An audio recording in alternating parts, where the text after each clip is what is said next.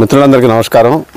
ప్రధానంగా ప్రభుత్వం ఇక్కడ పేదల కోసం డబుల్ బెడ్రూమ్లు అని చెప్పేసి టీఆర్ఎస్ ప్రభుత్వ హయాం లోపల కట్టి 2 ఏళ్ళు పూర్తయినాయి.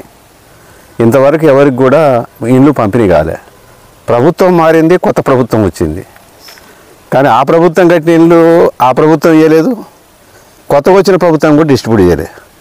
అందుకనే పేదల తరాలు మారినా రాతలు మారాయని చెప్పేసి అంటారు చూసినారా. అట్లాగే వీళ్ళ జీవితాలు మారాలని చెప్పేటువంటిది ఈ ప్రభుత్వాలు కోరుకోవటమే. ఎన్నికలప్పుడు తీయటి మాటలు చెప్తారు, మీకు ఇండ్లు ఇస్తాం, అనేక సంక్షేమ పథకాలు ఇస్తాం.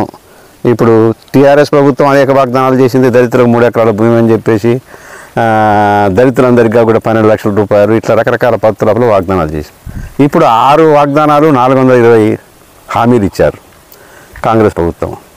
ఇప్పుడు ఇందిరమ్మ ఇల్లు అని చెప్పేసి అంటారు. ఆ ఇందిరమ్మ ఇండ్లు కూడా ఏంటంటే ఎవరికి అర్హులంటే వాళ్ళకి ఇస్తాను రాలేదా అని చెప్పేటువంటిది పరిశీలించాల్సిన అవసరం ఉంది. ఎందుకంటే ఏమంటారు, ఊరికో కోడి ఇంటికో ఈక అన్నట్టుంది. కాబట్టి ఇల్లు లేనటువంటి పేదలు ప్రతి గ్రామంలో చాలామంది ఉన్నటువంటి పరిస్థితి ఉంది. ఇంకో మాట ఏమన్నారు, ప్రధానంగా ఇల్లు లేనటువంటి వాళ్ళందరికీ కూడా స్థలం ఉంటే మేము కట్టిస్తామని చెప్పేసి అంటాం. ఆ స్థలం కూడా ఎంత ఉండాలి, 50 గజాల కంటే ఎక్కువ ఉండాలట. 30 గజాలు ఉండాలని తిరస్కరిస్తాను. అంటే 30కి నువ్వు జాగియవు, జాగు ఉన్నటువంటి వాడికి ఇవ్వవు.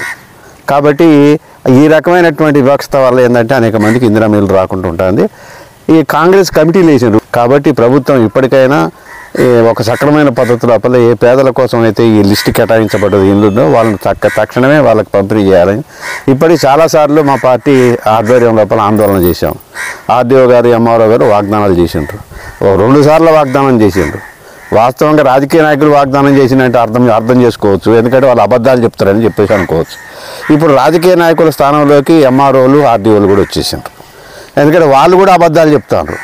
ఇది చాలా అన్యాయమైనటువంటి విషయం. ఎందుకంటే ప్రజలు ఎక్కువగా విశ్వసించేది అధికారులని, రాజకీయ నాయకుల కంటే కూడా అధికారులు ఎక్కువ విశ్వసిస్తారు. అధికారులు తమ నిజాయితీని రుజువు చేసుకోవాల్సిన అవసరం ఉంది.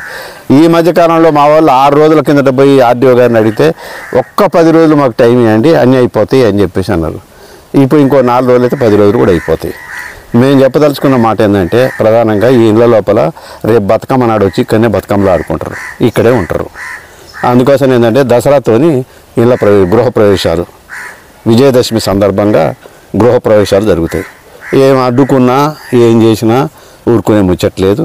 కాబట్టి ఈ ప్రభుత్వం దానికి శిక్ష అనుభవించాల్సి వస్తుంది. కాబట్టి ఈ ఇల్లు తక్షణమే పంపిణీ చేసి గౌరవం దక్కించుకుంటే ఇంకా మంచిది. అది లేకుండా మేమే ఆక్రమించుకున్న తర్వాత మీరు చేయగలిగేది ఏం లేదు. ఇట్లా చాలా దిక్కుల్లో కూడా పంపిణీ కాకపోతే మా పార్టీ ఆధ్వర్యంలో చాలా ప్రాంతాల లోపల ఇల్లు ఆక్రమించుకోవడం తప్ప ఇంకో మార్గం కనపడలేదు. అట్లాగే ప్రభుత్వ స్థలాలు ఈ రాష్ట్రం లోపల తమ నిజాయితీని రుజువు చేసుకోకపోతే మాత్రం కాంగ్రెస్కు టీఆర్ఎస్కు పెట్టినకైతే కాంగ్రెస్ పడుతుంది. కాబట్టి అది సీరియస్గా ఆలోచించుకోవాల్సిన అవసరం ఉందని చెప్పేసి మేము ఈ విషయాలన్నీ కూడా ప్రభుత్వం, ముఖ్యమంత్రి దృష్టికి కూడా తీసుకుపోయాం. కానీ ఫలితం ఏమీ లేదు. ఫలితం ఒకటే, జనం పోయి దొరబట్టమే. ఎక్కడైనా స్థలం ఉంటే ఆక్రమించుకోవటం. ఈ రాష్ట్రంలో 1,00,000 ఇండ్లు వేయించినాం మేము. మొత్తం 19 జిల్లాల లోపల 1,00,000 ప్రభుత్వ భూముల లోపల 1,00,000 ఇండ్లు వేసినాం. వాటికి ఇందిరమ్మ ఇల్లు ఇవ్వమంటే ఇప్పుడు కాదు, 2వ దశలు ఇస్తారట. 2వ దశ వరకు గవర్నమెంట్ అయిపోద్ది. తర్వాత రాముడు ఎవడో ఆకాశం ఎవడో, వీడు గెలుస్తారో ఓడతారో తెలియదు. కాబట్టి ఈ పద్ధతిలో ఉన్నది. కాబట్టి ప్రభుత్వ విధానాలకు వ్యతిరేకంగా సిపిఎం పార్టీ చాలా సీరియస్గా ఈరోజు ఆందోళన పోరాటాలకు పిలిపించింది. రాష్ట్రమంతా జరుగుతుంది. స్థానిక సంస్థలు, ఇళ్ల స్థలాలు, పట్టాలు, వీటి కోసం పోరాడుతుంది. నిన్న వరంగల్లో కూడా జరిగింది. దాదాపు 1000 మంది ప్రజలు వచ్చేసి మేము వేసుకున్న ఇళ్ళకి 40 ఏళ్ళ కంచి పట్టాలు లేవు కాబట్టి అని చెప్పేసి కలెక్టర్ని కలిసి ఇవ్వడం జరిగింది. ఇట్లా దఫదఫాల ఆందోళన చేసి ఈ భూములు, స్థలాలు, పంచే భూములు కూడా రాష్ట్రంలో 10 లక్షల ఎకరాల భూమి ఉంది. సీలింగ్ భూములు కానీ, అసైన్డ్ భూములు కానీ, భూదాన భూములు కానీ, ఆక్రమణకు గురి అయినటువంటి దేవాదాయ భూములు కానీ 10 లక్షల ఎకరాల భూములు పంచడానికి యోగ్యంగా ఉన్నాయి. ఈ ప్రభుత్వం కనుక ఆ భూములు పంచకపోతే సిపిఎం పార్టీ ఆధ్వర్యంలో ఎర్రజెండా నాయకత్వం లోపల ఈ రాష్ట్రంలో భూములను ఆక్రమించుకోవడం తప్ప ఇంకో మార్గం మాకు కనపడతలేదు. ఈ ప్రభుత్వానికి 2 ఏళ్ళు సమయం ఇచ్చాము.